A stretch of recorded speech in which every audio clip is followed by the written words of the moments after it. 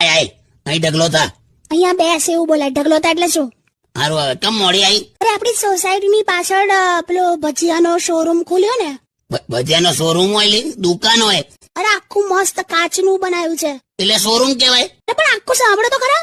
એણે છે ને એક જ શોપમાં ફરસાણ અને જ્વેલરી બંને સ્ટાર્ટ કર્યું. હમ હા, સ્વાદિષ્ટ ફરસાણ એન્ડ જ્વેલર્સ. એટલે આ બે ધંધાને હું લેવા દેવાય?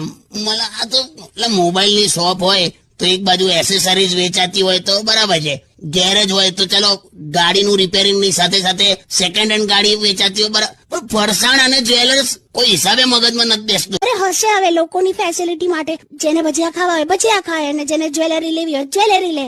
આવું કેવું પ્રોવિઝન પણ છોડો ને તમે ભજીયા ખાઓ. ખરું લા લોકો તો ફરસાણ અને જ્વેલર્સ આ વીટીની જગ્યાએ હું હાથમાં ભજીયા પહેરવાના. તમે છોડો ને તમે ગીત સાંભળો.